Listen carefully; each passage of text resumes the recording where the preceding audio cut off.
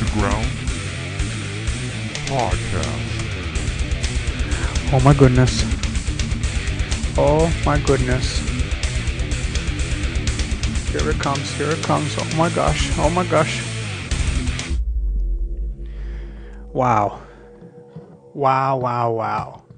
W-O-W. Spelled backwards, W-O-W. It's been quite a while. Today we're going to do a Solocast.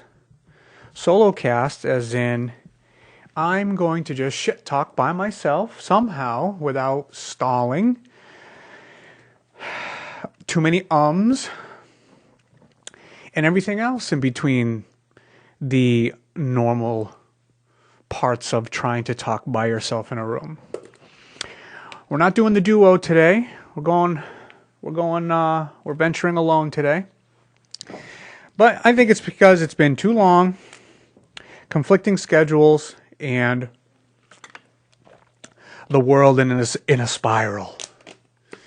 But is the spiral going up, down, left, right? Is it even a spiral? Is it a change? Is it the phase before the butterfly, right? Is that what we're going through? Are we just going through a change? Are we at the end of a curve? You know, the cusp of something. Is that what that's called? See, I just say words that I think I've heard before that people use in the right way, and then I use them in the wrong way. But I think that's the right way. So, I don't even know what episode this is, but I'll find out at the end of it. No video for this one too, by the way.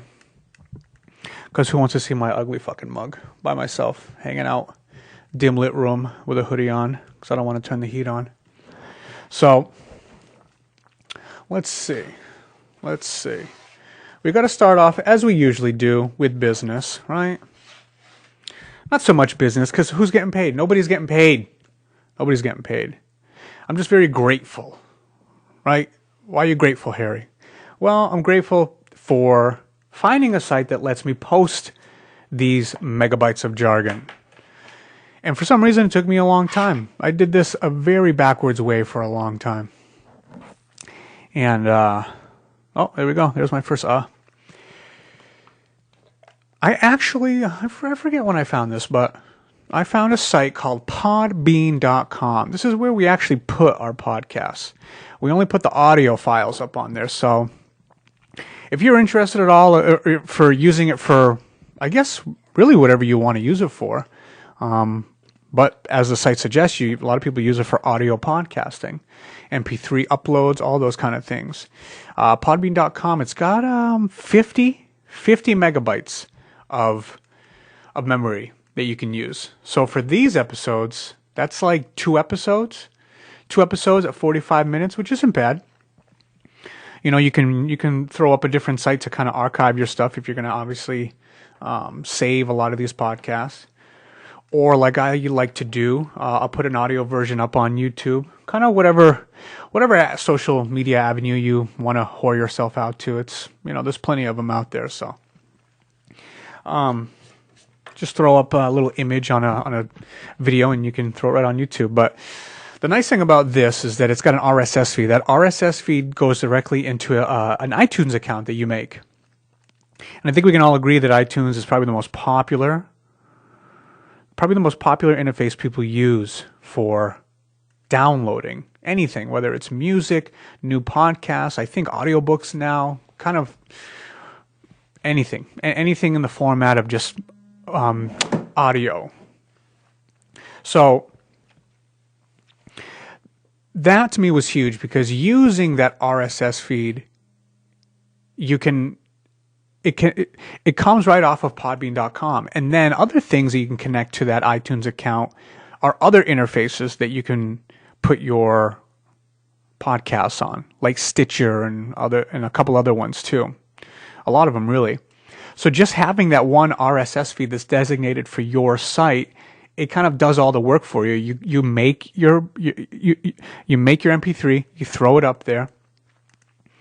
And once you throw it up there, it just signals it to go into all the different interfaces that you want, you know, so you have different platforms that people can listen to your stuff. So, and the biggest thing really is that it's dirt cheap. So cheap that it's almost stealing. Almost stealing in the sense that it's free. Because it is free. You don't have to pay anything. And that's good, and that's why I like it. Those are my favorite things. Not things that I steal, but things that are free. I might steal a few things, I don't know. But most things that are free. So you don't pay for any of this. You can just go up on there. You can be Joe Schmo, do whatever you want, not pay a dime. And, kind of get your stuff out there, which is nice. So podbean.com. Check it out. You won't regret it. It's nice. You can upgrade yourself to a little more memory. But, in the beginning, just use the free stuff. Who's to say you're even going to enjoy doing this for a while? Maybe you will, or maybe you will, and you'll take breaks and, sit on your ass a lot of times like I do, and then come back to it and go back and forth. Life is like a bunch of waves, up and down, left and right, it fluctuates. So, try that. Podbean.com. It's a wonderful thing. It's great. If you like to talk too much or you think you have an opinion that you just can't keep to yourself and you think somebody wants to listen to you, which they probably don't, it's the perfect place for it. Next thing, and there's usually only two, they're more so like endorsements, more so like things I like to promote. Obviously, the platform we use for the podcast. And another thing that I think we've promoted before and we keep kind of pushing it, and I think it's really important, and it's not to say that this is the only place that you can go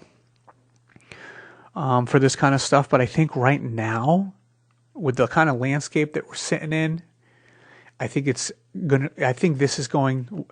type of thing is going to be very vital and more essential in the future when it comes to how you get your information. And it's a website. It's another website called The Intercept. TheIntercept.org, I believe. And this is a neat site because this was actually a site that was made by Jeremy Scahill and Glenn Greenwald. And I think a lot of people know Glenn Greenwald as the journalist who worked for The Guardian out in, I think it's in England. The Guardian, which is a online magazine news source. And he was the one that broke all of the Snowden information. So, yada, yada, yada. Time went on after all that stuff went down, and he decided to start his own news site. And this funding was funded by, I believe, the founder of eBay, which is good because the big thing that you want behind somebody who will financially back you a lot of these things is to find somebody who doesn't have so much of a political angle or agenda or anything like that, because I think we've heard a lot about just that idea that certain news outlets and networks and things like that, a lot of the higher ups, a lot of the financial backers of these things, they all kind of want something in return, or they want to push a certain type of idea. And that's not a good thing for the common person who just wants to look up news and will get inundated by sites that always lean towards giving you one side of the story. There's always going to be two. That's not to say one side isn't the right side, but you should be able to kind of either hear both sides or hear a real thought out ridicule of the opposing side, So, I mean, that's, to me, these sites and a lot of other sites are going to be very important right now, because I think it was, what was it? I think it was a couple days ago that I had just watched the new episode of the John Oliver, that little half-hour show that he has on HBO. And, I went into this whole thing because right now we're in this era of this new alternative fake news stuff, where this is now in the forefront of how we discuss things politically, or we just throw these words out when we feel people are wrong. Oh, this is fake news. Well, we're using alternative facts. Like it's a strange thing. It's scary. It's I've never heard of this before. I thought it used to just be the truth and then the lies, and now we can accept the gray when the gray has a lot of bend to it, which is now called alternative facts. It's weird. So, I mean, in the end of this episode, he's talking about how some of the big things that we need to do, which I guess for a lot of us might sound like it's common sense, and a lot of people have done this, but a lot of people haven't. And some people feel that they have, but they haven't done it to the great depth that I guess it deserves, which is really researching the news. If you so choose to want to know about something, especially when it comes to anything that has to do with this political arena, especially now, it's really important to kind of cover your bases and look at the journalists who are putting these out. Who do the journalists work for? If they allow sources, who are these sources? But it's like, every time you read something in a headline or even the article itself, I mean, who wants to go about it like it's, a college class where you need to really dig just to find out what's going on in this one story?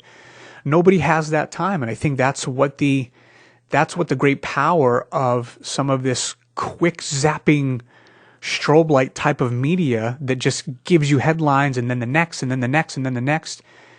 It understands that people have such a small window of wanting to get informed because of circumstances, because of just life, working and all the things that we like to put in life, like enjoying it, that's a big one, and responsibilities. Who's going to sit here, with a swinging light over their head trying to figure out what the fuck's going on in this world by vetting every single news source and looking this up and looking that up? We can't all be our own Snopes website. That's going to take forever, and it's not going to be healthy for you. But, just I guess the idea of kind of checking yourself as you're trying to check something you're reading is a good idea. And, there's just a lot of examples of just being misinformed by kind of taking the first thing that's given to you. It's just an idea of kind of questioning your resources. And I think that we have been doing that, or a lot of people have been doing that, and I know I don't do it as much as I really should, nor I guess do I really even want to. I guess for myself, I just try to narrow it down to maybe a couple journalists that I really do enjoy to read, and also the idea of accumulating different, I guess, bullet points of a lot of articles and cultivating at least a decent opinion from those. And then also once in a while digging into the very opposite end or the other side of the story when it comes to something, right? So if you're somebody that loves to read all this left-wing kind of news stuff, I would almost think it'd actually be healthy to kind of see and read a decent amount of what's going on the other side. If you read the blue, read the red. If you read the red, read the blue. But it's hard because, I was having a conversation with a good friend of mine who came to visit, and it's difficult because we customize so much of our personal life, and in that customization comes how we get knowledge. And one of the simplest things are these little widgets that are on our phone, and we don't realize that when you read an article or you like an article or you subscribe to something, there's all these little algorithms that help throw more of this similar stuff your way, which in turn it's like you think you're getting knowledge, you think you're kind of boning up on things, and you might be, right? You definitely might be, but this algorithm is customizing this whole thing for you. So in the end, you're falling victim to this thing that you've probably told other people, where you shout out oh, you're just, you're just, you're in your own echo chamber. All you're hearing are opinions that are just like yours, and it's just reinforcing your own biases and things like that. when at the same time, it's kind of what ends up happening to us, every little ding on the phone with a news article or whatever that is, it's customized for you. You don't get a lot of other things. Whether you think your opinion is right, whether it's super left and you only get left, a lot of truth kind of lies in that gray. And do you follow or even know some of those gray websites or gray journalists that really try to work on having those non-biased kind of things, and then match those up to whatever side you're on, right? If that gray matches up with the red or that gray matches up with the blue, that's a good way to cultivate a little more of your opinion on it. And, it's... I think it's annoying as fuck that for some reason the second I turn this on, I go right to politics, But it's like all anybody really talks about right now. And there's one camp that says, let it go, let it go. And then there's another camp that says, no, you need to get involved. There's no other time other than now to get involved. And to also, I guess for me, in the way that I choose to get involved is to find a way to test my patience when it comes to having conversations and then morphing my opinions about those conversations after I leave them. Because there's a very weird, not weird, it's a common problem that there's a lot of overreacting. And I don't mean overreacting as in like, like, what is it? What's the word? I don't legitimize your opinion. I mean the sense of getting angry and getting loud and getting abusive in the conversations that you're talking with people. I mean, talking just with friends and then just saying who you voted for can spark super emotional reactions, And I just find it so not strange, because I guess I do get it, but it's just too bad that this common header of no politics, no religion at the dinner table kind of idea, you can't, like, you just can't talk about those things. They're all personal. It's like, how are you not supposed to talk about those things? Those are like those are like always at the forefront of kind of where culture gets steered or into or away from, things like that. And in my idea, it's like politics are kind of shaped by your culture. So you need to talk about your society and what's going on kind of within it so that you're not surprised when the politics shape around it or against it, and that's really important. But for some reason, we jump on each other super fast, and it's just childish. Like if you're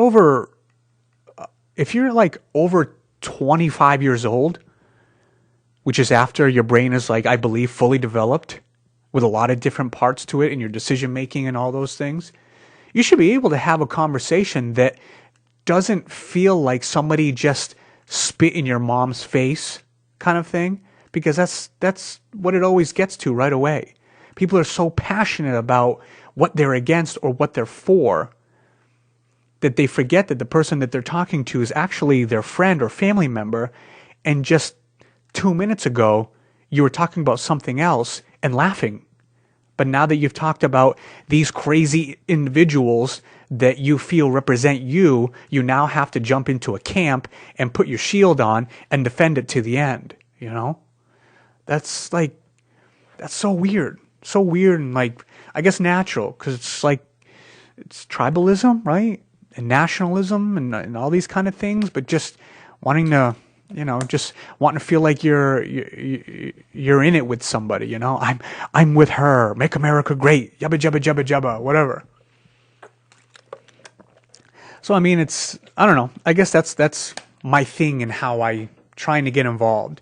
Is to be able to control myself in conversations, because if I can't, then there's no point of having the conversation, and to be able to feed the conversation with a little bit of your own legwork, which is, I think, what this John Oliver episode is talking about.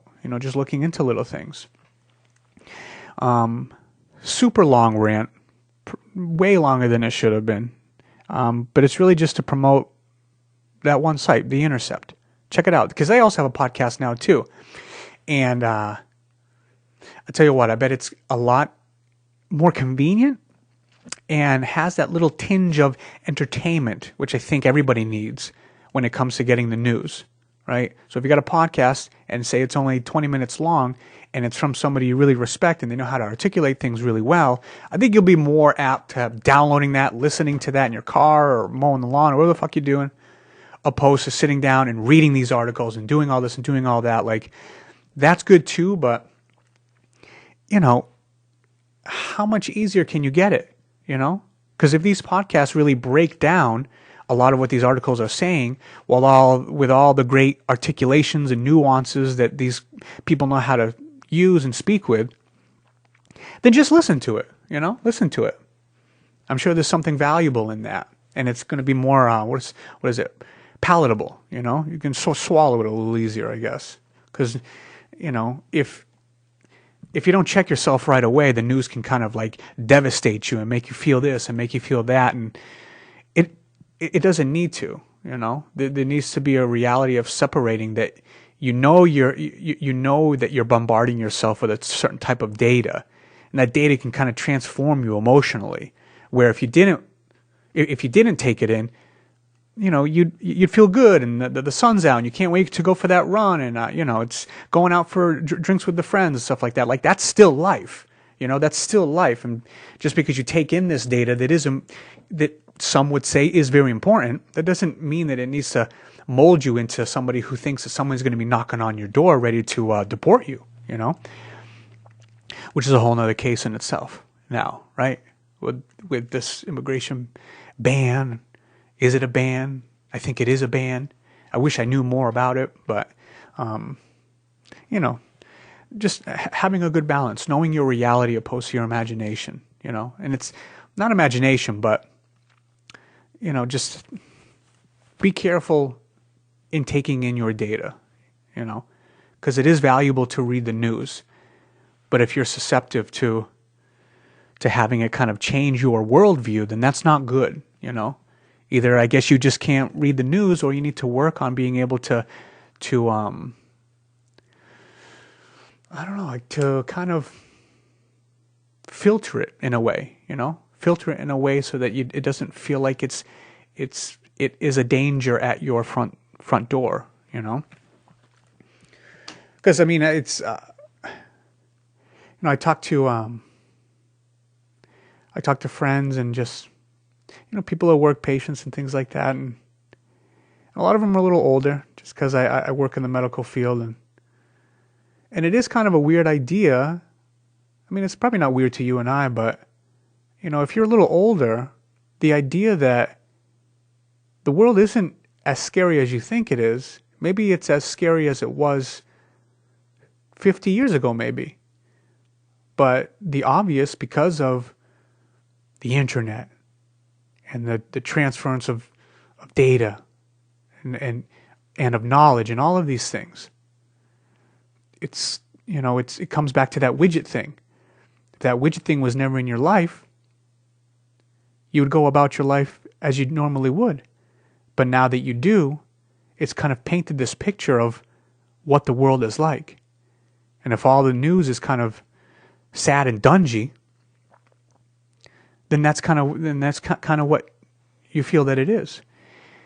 And it's weird that I tell people that, and it's kind of a surprise to them. They're like, yeah, I guess you have something there, I guess there is something that to what you're saying, that maybe it's a buffet of headlines now, where it used to not be, What was it, 100 years or so ago? You and I and everybody, we'd all read the same 2, 3, 4 newspapers, probably less, all from the same sources, and we'd get it every day, and we'd read these stories and all these things. And that was it. And it's not like anything in there was as happy-go-lucky. You know, there was a lot of stories in there that are similar to now. But now it's like you get that newspaper constantly, every 10 minutes from 100 different sources. You know, so it's because we can keep up with what's going on. They weren't able to keep up with what was going on before. And in a way, that kind of brought down that sense of really how much was happening. Not what was happening, but how much was happening. And yeah, it's a slippery slope, you know? It's a super slippery slope. But what isn't slippery, and what I think I've started way too fucking late in this podcast, is some goddamn music. So I forget what the last thing we had on here, but we've had a surgence of a lot of killer music. At the end, what's today? Today's February. Yeah, February. So I think from November or October till about the beginning of January, we had a lot of new releases out. You know, at least for what I'm talking about, some metal, some real deal shit. And everybody anticipated this new Metallica CD, which, you know, I guess a lot of people really like. I've heard a couple songs and they sound good. You know, they sound good, I guess, in comparison to what they released before. You know, just a couple albums ago. And everybody's going to hold it up to some great standard where the band was at its peak, which sometimes I think is maybe unfair in a way. Not totally unfair, but unfair still a little bit, you know.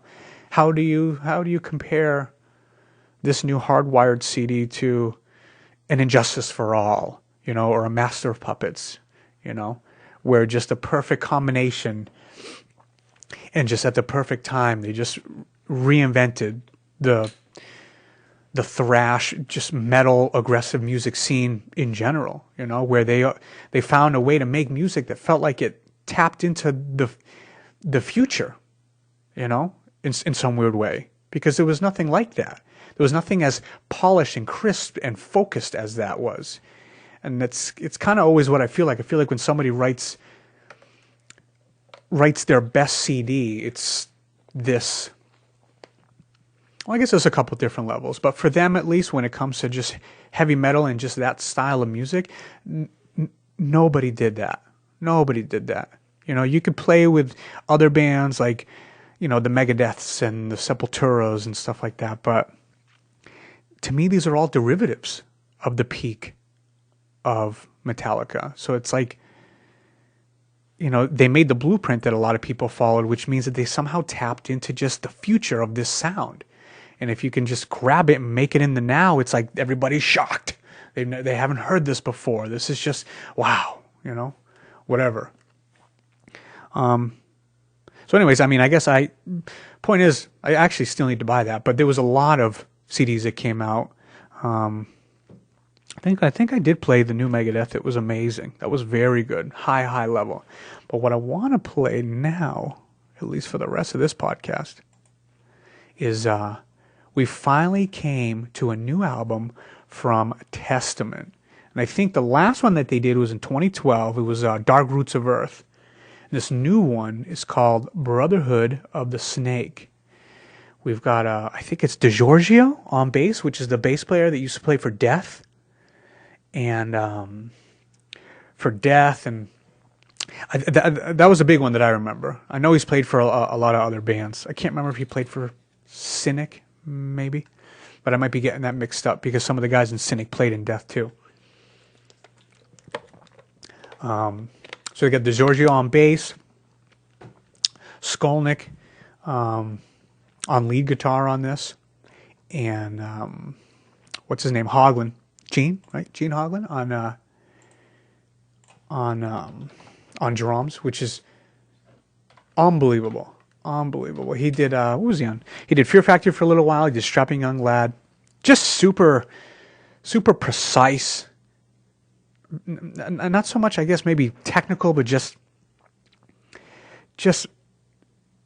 really powerful drumming and just really on point, and to some, like, really, really difficult in the sense of just the stamina that metal requires, right? The stamina that, like, what's his name?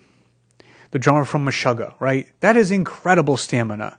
I think there's only a handful of just mimic videos of people trying to play that Bleed song. That is the most ridiculous footwork I've ever heard. It's almost a joke that the song even exists, because I don't know how they even keep it up.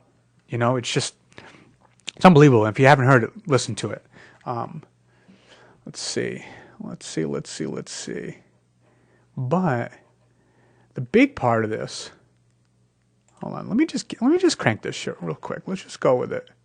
First track is called Brotherhood of the Snake. It's the title track. This is a freaking thrash CD, man. Done very, very well. And there's no fillers. Maybe to me there's one, but it's only a filler because it doesn't go 100 miles an hour like the other 10 songs. But let me just this is bugging the shit out of me. Eric Peterson. Jesus, I should know that. Eric Peterson is the torch in this band right now, because he did most of the writing for the last two CDs, and he did almost all the writing for this one. Skolnick's a killer at everything that he does, but just the identity of this CD definitely lies within Peterson, because he wrote all the riffs. I think he worked with Andy Sneap with this one too, which I think a lot of us, if you listen to heavy metal, Andy Sneap's like an engineer who's worked with all the big bands and takes them out to, I think it's England. He's got his own nice studio out there. Super, the philosophy of just like isolation. Bring yourself to a place where no one else is around, so you can really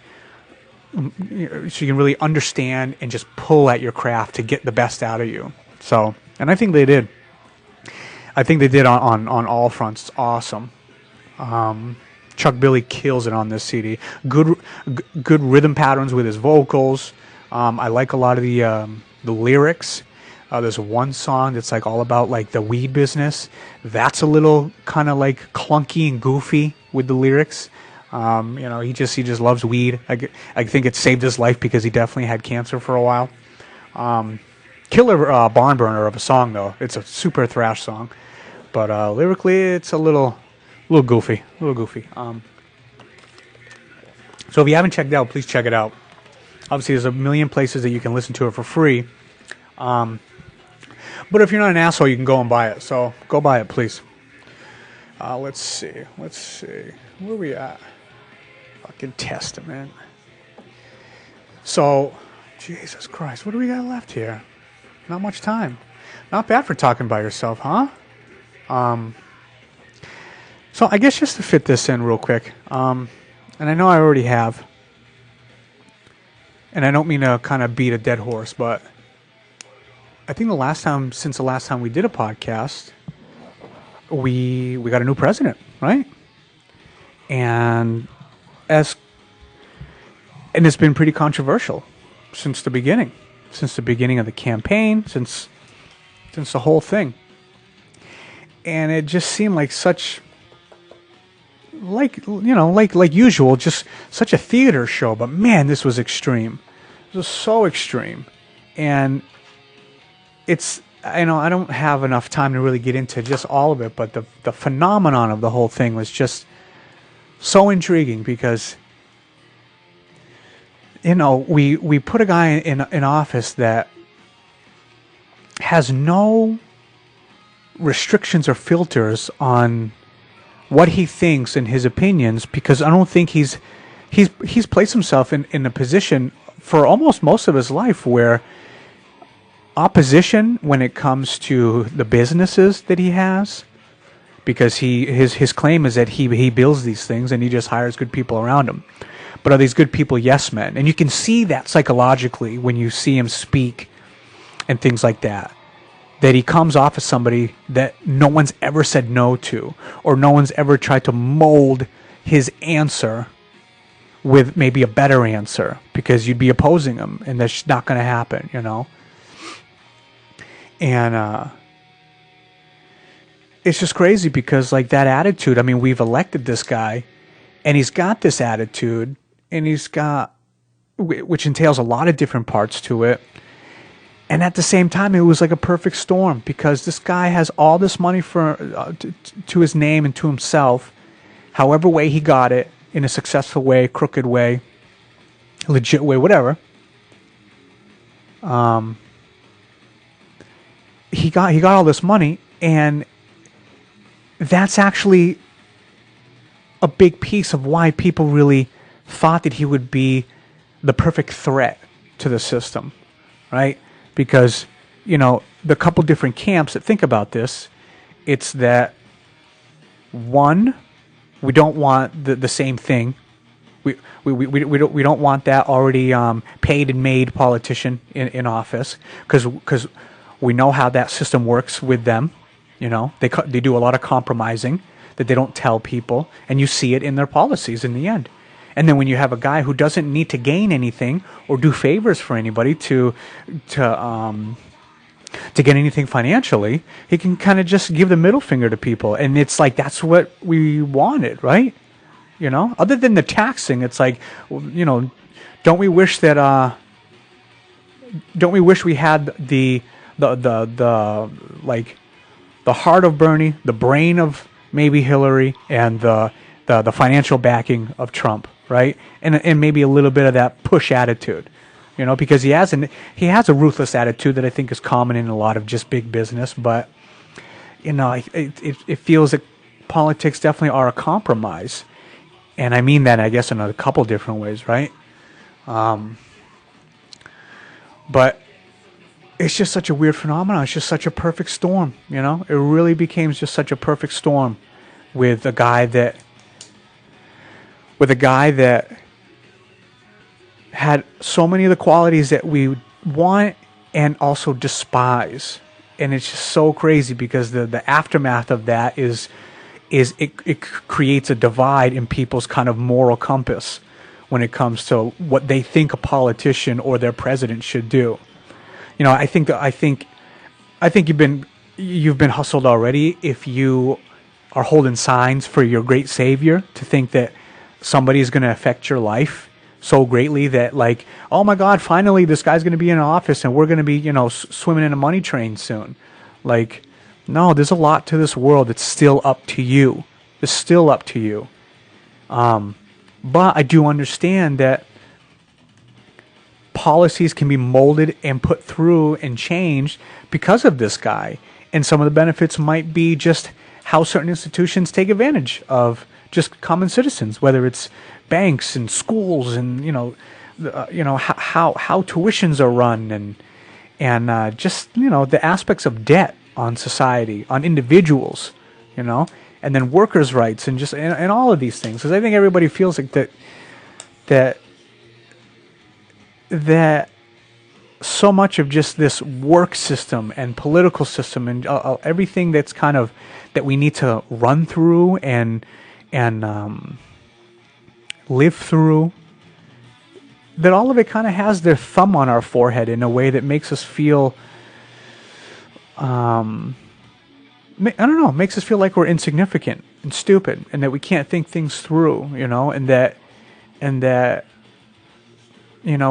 we require bureaucracy to keep track of so many different things.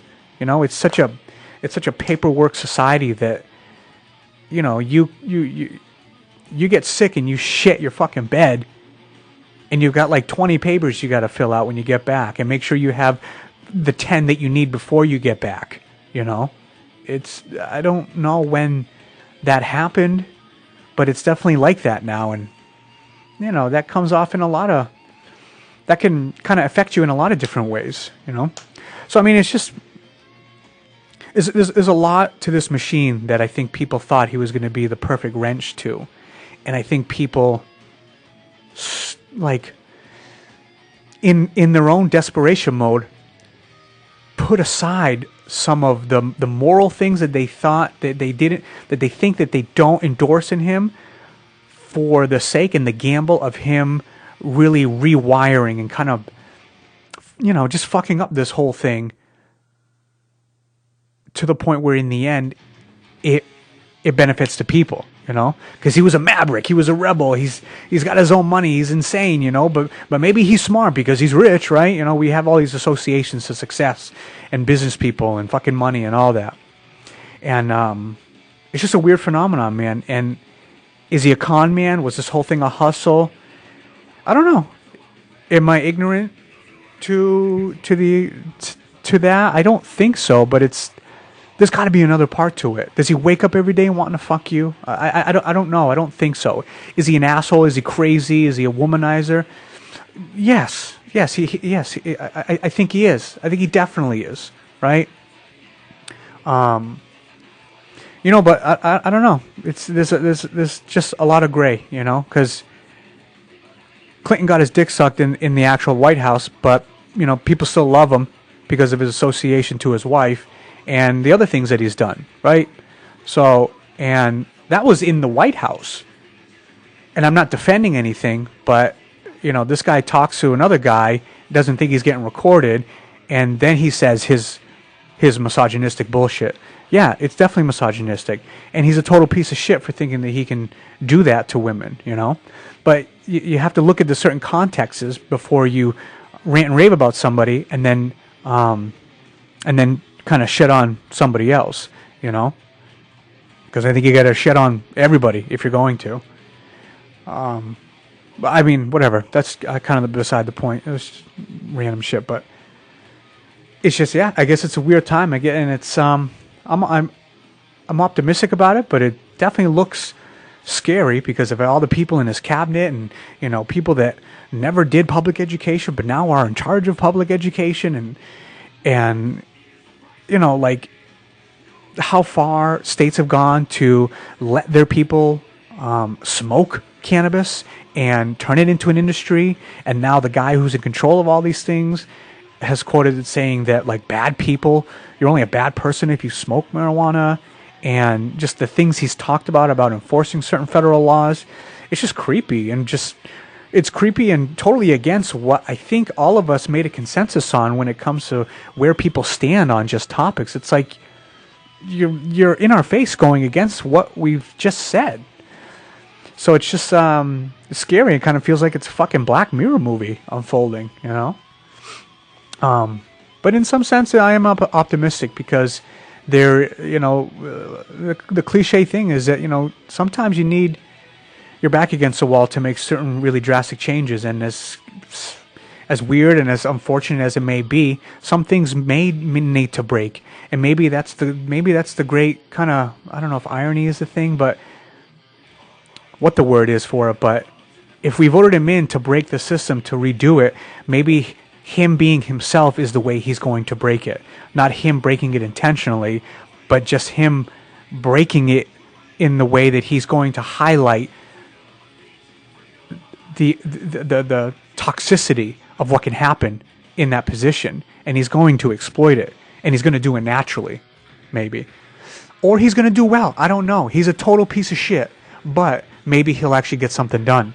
And that's all you can really hope for, He's not going to tuck you in bed at night, but maybe he'll make your work environment a little better. What do you want? It might be a catch-22 in here somewhere. So, all right. Oh, shit. Episode's over. So, if you listen to this, have fun. Please get the Testament. Go to intercept.org. Go to podbean.com. Start your podcast.